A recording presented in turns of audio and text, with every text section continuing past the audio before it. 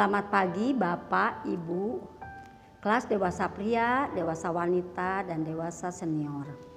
Puji Tuhan, pagi ini kita kembali bisa belajar sekolah minggu online. Saya berharap kita semuanya dalam keadaan sehat dan senantiasa dalam pemeliharaan Tuhan. Mari kita berdoa. Bapa kami di dalam surga, kami bersyukur Tuhan untuk pemeliharaan Tuhan dan kasih Tuhan kepada kami semua hingga saat ini. Secara khusus Tuhan, kami mau berterima kasih karena masih diberi kesempatan oleh Tuhan untuk belajar kembali di sekolah minggu. Tuhan, berikanlah hikmat pengertian kepada kami semua agar kami dapat mengerti pelajaran hari ini dengan baik. Tolong juga Tuhan Yesus, saya yang menyampaikan firman Tuhan, pelajaran yang ke-9 ini. Biarlah Tuhan sendiri yang akan berkata-kata melalui bibir, lidah, mulut saya ini. Terima kasih Tuhan. Terpujilah namamu Bapa, hanya di dalam nama Tuhan Yesus, Tuhan dan Juru Selamat kami. Kami berdoa dan mengucap syukur. Amin. Judul pelajaran kita yang ke-9 yaitu baptisan sebagai ajaran dasar. Kita sudah 8 kali belajar tentang baptisan. Inilah kali yang ke-9, kali yang terakhir di dalam Kesatuan 2. Berbicara kata dasar yaitu persamaan kata dari fondasi atau landasan. Ketika seorang pembangun rumah atau gedung, pasti mengutamakan dasar atau fondasi yang kokoh untuk membangun sebuah rumah atau bangunan di atasnya. Di Uni Emirat Arab, tepatnya di kota Burj Abu Dhabi, ada sebuah gedung yang tercatat paling tinggi di dunia. Tingginya mencapai 1008 meter dengan di atasnya terdiri dari 90 tingkat. Luar biasa ketinggiannya dan berbagai fasilitas ada di dalamnya. Pastinya pembangun gedung tersebut sudah mempertimbangkannya dengan matang dan cermat agar melalui fondasi yang kokoh kuat itu dapat dibangun di atasnya gedung yang demikian tingginya. Supaya tidak mudah bangunan tersebut terkena badai, angin topan, mungkin juga gempa bumi ataupun banjir, erosi dan lain sebagainya. Fondasi yang buruk akan mudah merusak bangunan tersebut dan sulit untuk diperbaikinya. Demikian pula dengan hal rohani. Mari kita ingat perkataan Tuhan Yesus yang tertulis di dalam Matius 7 ayat 24. Setiap orang yang mendengar perkataanku ini dan melakukannya, ia sama seperti orang yang bijaksana yang membangun rumahnya di atas batu. Jadi, fondasi berupa pengajaran firman Tuhan yang benar dapat menopang perilaku pribadi yang bersangkutan untuk bertumbuh rohaninya. Pertama, baptisan adalah salah satu ajaran dasar yang paling penting untuk pertumbuhan rohani orang Kristen.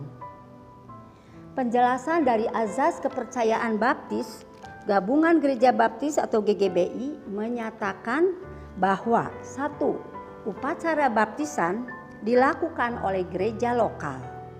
Yang kedua, upacara baptisan dijalankan oleh orang yang mengambil keputusan percaya kepada Tuhan Yesus. Itu sebabnya gereja-gereja baptis tidak membaptiskan bayi. Yang ketiga, upacara baptisan dipimpin oleh seorang pendeta yang telah ditabiskan dengan cara diselamkan. Seperti ada tertulis dalam Roma 6 ayat 3 sampai 6. Juga dalam kitab Kolose 2 ayat 12. Yang keempat, upacara baptisan hanya sebagai lambang saja. Jadi tidak menyucikan, tidak menyelamatkan. Itu sebabnya upacara baptisan tidak disebut sakramen atau upacara suci.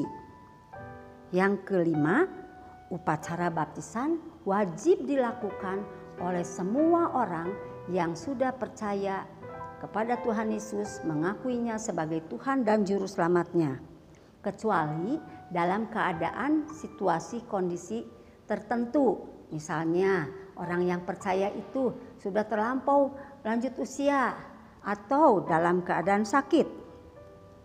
Dan yang terakhir, yang keenam, baptisan Roh Kudus terjadi pada saat seseorang percaya kepada Tuhan Yesus, sehingga orang tersebut terhitung otomatis menjadi bagian utuh dari tubuh Kristus. Hal ini kita bisa membacanya dalam Kisah Para Rasul pasal 19 ayat 2 sampai 5, 1 Korintus 12 ayat 13 dan surat Efesus 1 ayat 13. Yang kedua, baptisan sebagai ajaran dasar untuk pertumbuhan rohani. Mari Bapak Ibu, kita akan membaca dari Ibrani pasal 6 ayat 1 sampai 3. Ibrani pasal 6 ayat 1 sampai 3. Sebab itu, marilah kita tinggalkan azas-azas pertama dari ajaran tentang Kristus dan beralih kepada perkembangannya yang penuh. Janganlah kita meletakkan lagi dasar pertobatan dari perbuatan-perbuatan yang sia-sia dan dasar kepercayaan kepada Allah. Ayat 2, yaitu ajaran tentang pelbagai pembaptisan, penumpangan tangan, kebangkitan orang-orang mati, dan hukuman kekal. Ayat 3, dan itulah yang akan kita perbuat jika Allah mengizinkannya. Ketika saya membaca firman Tuhan ini mengenai surat Ibrani pasal 6 ini agak kurang paham. Jadi saya mencoba membuka dari Alkitab bahasa Indonesia sehari-hari. Untuk itu saya ingin membacakannya bagi Bapak Ibu agar mudah memahaminya. Ibrani 6 ayat 1 sampai 3 dalam bahasa Indonesia sehari-hari demikian bunyinya. Sebab itu marilah kita maju ke pelajaran-pelajaran yang lebih lanjut tentang kedewasaan kehidupan Kristen. Dan jangan hanya memperhatikan azas-azas pertama ajaran agama kita. Jangan kita mengulangi lagi pelajaran dasar bahwa orang harus berhenti melakukan hal-hal yang tidak berguna untuk harus percaya kepada Allah. Ayat 2 mengatakan, atau pelajaran dasar mengenai pembaptisan, atau mengenai meletakkan tangan atas orang-orang, atau mengenai orang-orang yang hidup kembali setelah kematian, atau hukuman kekal. Dan ayat 3 berkata, marilah kita, jika Allah mengizinkannya, maju ke pelajaran-pelajaran yang lebih lanjut. Jelas sekali penulis surat Ibrani mengajak kepada para pembacanya untuk bertumbuh secara rohani.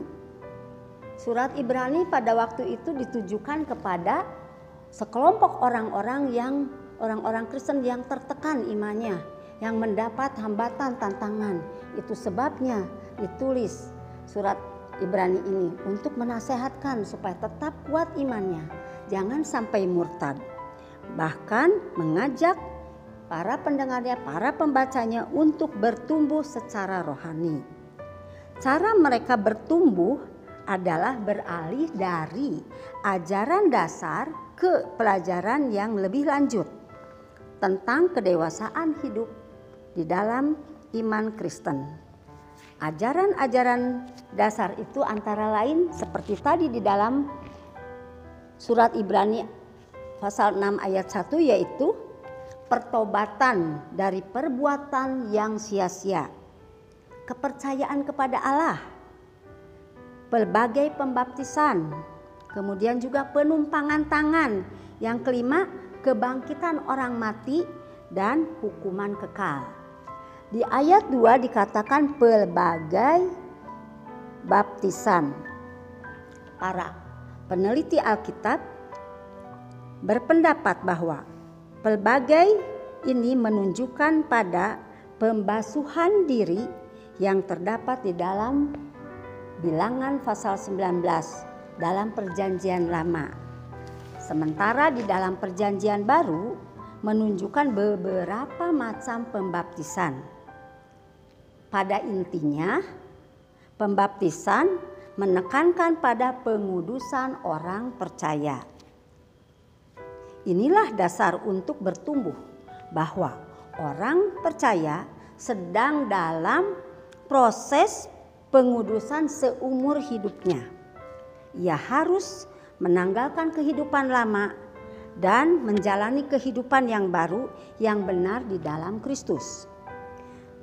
Berarti orang tersebut harus membangun relasi atau hubungan yang intim secara pribadi dengan Yesus sebagai Tuhan dan Juru Selamatnya, juga terus-menerus setia mempelajari firman Tuhan. Sehingga setiap orang Kristen harus siap menghadapi tantangan, siap menderita bagi Kristus dan bersama Kristus. Seperti tekad Rasul Paulus yang terdapat dalam Filipi 3 ayat 10 sampai 11. Kitab Filipi ayat 3 sampai 10, dari 10 sampai 11. Saya akan membacakannya. Yang kukehendaki ialah mengenal Dia dan kuasa kebangkitannya dan persekutuan dalam penderitaannya, di mana aku menjadi serupa dengan Dia dalam kematiannya, supaya aku akhirnya beroleh kebangkitan dari antara orang mati. Luar biasa tekad Rasul Paulus dalam mengikuti Yesus. Dia ingin mengenal lebih dalam lagi Yesus dan kuasa kebangkitannya. Dia juga mau bersekutu, turut menderita bersama Tuhan Yesus. Rasul Paulus juga ingin menjadi serupa dengan Yesus dalam kematiannya, agar dia beroleh hidup yang kekal. Demikian hebatnya Rasul Paulus memberikan dirinya untuk Tuhan. Dengan demikian orang Kristen yang dewasa rohaninya harus terlibat langsung dalam pemberitaan Injil dengan proaktif melaksanakan amanat agung Tuhan Yesus yang tertulis dalam Matius pasal 28 ayat 19 sampai 20. Melalui kehidupan kita sehari-hari, kita menyatakan Yesus kepada orang yang belum percaya kepada Tuhan Yesus. Menjadi pembawa berkat bagi mereka. Berkat keselamatan yang sudah lebih dahulu kita terima, seyogianya kita harus membagikan kepada banyak orang. Yang terakhir, baptisan sebagai ajaran dasar untuk pertumbuhan rohani dengan pertolongan Tuhan. Dalam Ibrani pasal 6 ayat 3 yang sudah kita baca tadi mengatakan, dan itulah yang akan kita perbuat jika Allah menghendakinya. Apa yang akan kita perbuat? Betul, jawabannya ada di dalam Ibrani pasal 6 ayat 1 tadi. Meninggalkan azas-azas kepercayaan, ajaran yang terdahulu, ajaran dasar tentang Kristus, dan beralih pada perkembangannya.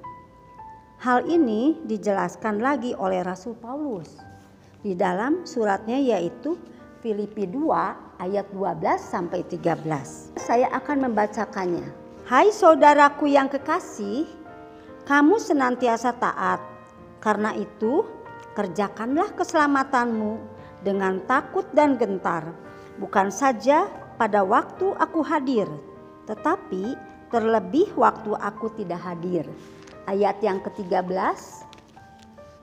karena Allah lah yang mengerjakan di dalam kamu, baik kemauan maupun pekerjaan menurut kerelaannya.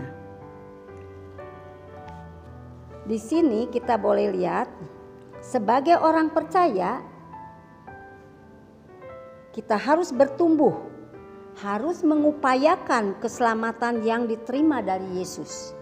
Tidak hanya terima begitu saja setelah kita bertobat, percaya Tuhan Yesus, bertobat, kemudian kita dibaptiskan, kita enak-enak memperoleh keselamatan. Pasti saya masuk surga. Tuhan tidak ingin kita diselamatkan dengan hanya begitu saja. Kita harus mengupayakan keselamatan itu. Supaya apa? Supaya Tuhan dapat memakai kita yang siap, yang rendah, menjadi rendah hati karena Tuhan. Tuhan menginginkan melalui iman kita, hidup kita menjadi berkat bagi banyak orang. Jadi sebagai jaminannya yaitu di ayat yang ke-13. Filipi 2 ayat 13 berkata, karena Allah lah yang mengerjakan di dalam kamu baik kemauan maupun kepekerjaan menurut kerelaannya. Kita tidak bekerja sendiri dalam mengupayakan keselamatan ini. Setelah kita beroleh selamat, Allah lah yang mengerjakannya, Allah lah yang berkarya di dalam hidup setiap orang-orang percaya. Baik kemauan maupun pekerjaannya menurut kehendaknya. Asalkan kita mau dipakai Tuhan. Dengan segala kerendahan hati kita menyerahkan diri untuk dipakai, untuk bisa mengupayakan keselamatan yang kita terima dengan cuma-cuma dari Allah itu. Mari kita bersama-sama belajar untuk bertumbuh di dalam rohani kita menuju kedewasaan. Demikianlah pelajaran kita hari ini.